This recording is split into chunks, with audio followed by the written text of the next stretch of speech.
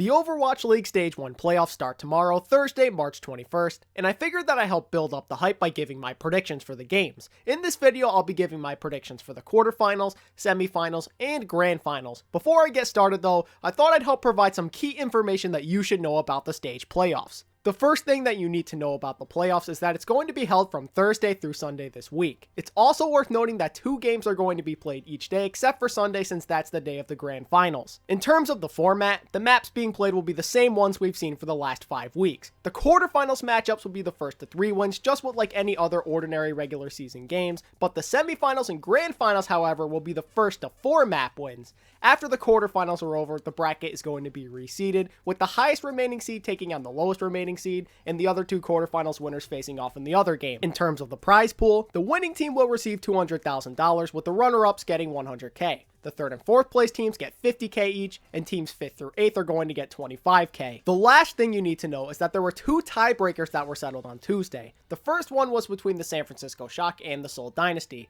The 2 teams agreed to play each other in a 1st to 3 wins tiebreaker match. The Shock won at 3-0 and got the 6th seed as a reward, while the Dynasty moved down to 7th. This game was not streamed to the public, so there are unfortunately no highlights for it. The Toronto Defiance and the Philadelphia Fusion were also in a tiebreaker scenario. The 2 teams decided to leave the playoff seeding up to a coin toss. The Defiant won that coin toss, which ultimately gave them the number 3 seed, with the Fusion moving down to 4th. I'm sorry that I didn't report on this. I actually had no idea there were tiebreakers that needed to be settled in the first place. I also feel like the Overwatch League announced this stuff at the very last minute, and by the time I saw the announcements on Twitter, it was already too late. Now that I've gotten all of that out of the way though, let's take a look at our quarterfinals matchups. Starting with Thursday, we first have the 7-seeded Seoul Dynasty taking on the 2-seeded NYXL. This game is certainly exciting from a storyline perspective. The one-sided rivalry between the NYXL and the Seoul Dynasty continues in what will hopefully be an epic playoff game. The NYXL have looked really good as they always do while finally going undefeated in a stage for the first time.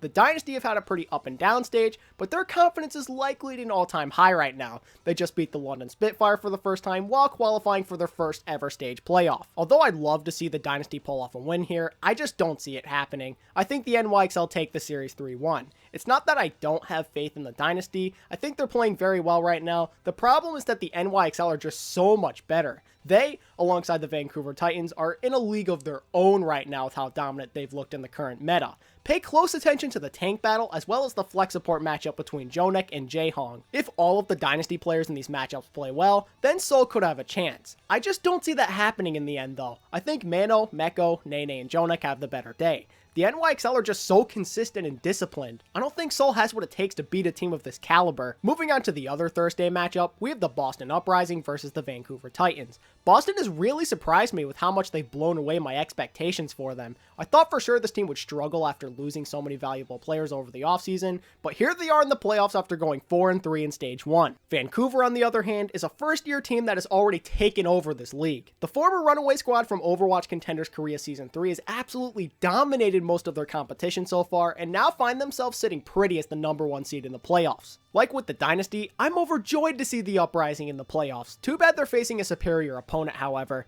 I think Boston fights hard and takes 1 map as the Titans go on to win 3-1.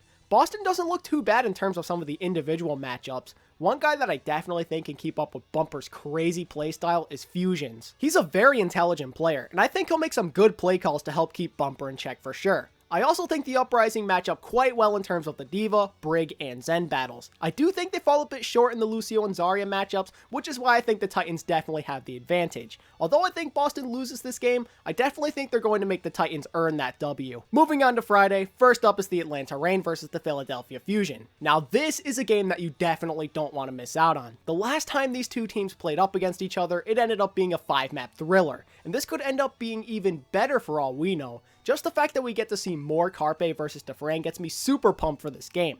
I think these 2 teams match up pretty good on paper too. Both teams have really strong rosters that are very similar to each other since they each have players from all over the world. I think this game goes the distance just like last time, and yet again we see the Fusion pull off a 3-2 victory. The reason I'm going with the Fusion is because I think the Reign revealed a glaring weakness after their loss against the Chengdu Hunters. That weakness is simply that they have a very hard time dealing with those wacky DPS Wrecking Ball comps. I'm very certain that the Fusion are not afraid to run these types of comps, as we've seen them do it in the past already. They've even even ran it on Volskaya in their game against the Reign, and although they didn't find any success then, I get the feeling that this time could be very different. The final game of the quarterfinals will be the San Francisco Shock versus the Toronto Defiant. I've been pretty impressed with what I've seen from both teams so far. Toronto has looked really good, and they've only gotten better as the stage has progressed, and the team as a whole seems to just have really good synergy. They're easily one of the best teams in the league when it comes to executing their combos. Ivy, Envy, and Neko in particular have looked really strong and are a big reason why this team has been so successful. The Shock have looked very solid in most of the games they played in. I don't think their record tells you how good they really are. 2 of the games they lost were against the NYXL and the Vancouver Titans. While the scores would tell you that these games would be pretty one-sided, it's actually quite the opposite. The Shock looked very competitive in both of them, and that's a really good sign. Being able to hang in there with 2 of the top teams in the league tells me this team could beat just about anybody. These are 2 teams that match up pretty well with one another, and I personally think this game comes down to whether or not Sinatra and Violet have the better day over Ivy and Neko, or vice versa. I believe that every map will be very close. In the end though, I think the Shock win 3-1. Now it's time for the semifinals though. If my predictions come true, then the bracket will have the Titans taking on the Shock and the NYXL facing off against the Fusion. Starting with Vancouver versus San Francisco, I think we probably see another really good game between the 2 of them since they both have an absurd amount of talent on their rosters. If I was a betting man, then I'd say this game most likely comes down to which team ends up cracking more under pressure. And that team will most likely be the Shock in my opinion. They've already shown this during their games against the Titans and NYXL earlier in this stage. They could always get close to taking maps, but in the heat of the moment, during the fights that decide the game, they always find a way to lose them. Neither team is safe in this matchup. The Titans are definitely at risk of choking as well. I know they've been clutch this stage and during their epic title run in contenders, but some people often forget that this team choked in the playoffs on more than one occasion during their runaway days. You definitely can't rule out the possibility of them reverting back to their old ways. In the end though, I think Vancouver takes care of business and they end up winning this series 4-1. Up next, we get to see a rematch between the NYXL and the Philadelphia Fusion. I'm sure that will be a grudge match for New York after getting embarrassed by a team that just barely squeaked into the overall playoffs last year, and I think they could succeed in getting their revenge. Call it a gut feeling if you will, but I think New York easily wins this series 4-1.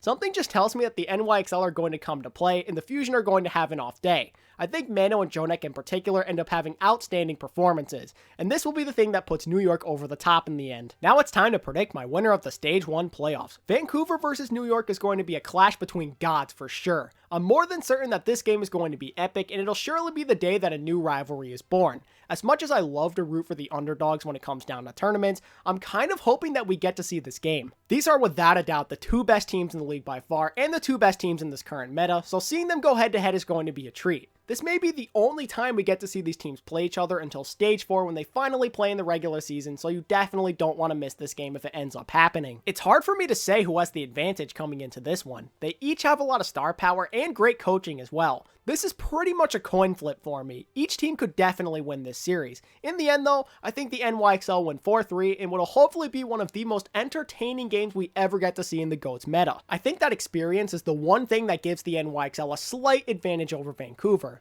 New York has been here so many times already, and the Titans, as good as they are still new to the Overwatch League scene. I think that veteranship helps the NYXL make some clutch plays during those high pressure late game scenarios that ultimately lead to them winning the championship. Welp, there you have it, ladies and gentlemen. Those are my predictions for the Stage 1 playoffs. Make sure to let me know what you think of my predictions down in the comment section, and feel free to leave your own predictions as well. If you enjoyed today's content, then be sure to hit that like button, and don't forget to sub to the channel if you're new, so you don't miss out on any of my future uploads. Thank you all so much for watching, and until next time, this is ATP, signing out. Peace.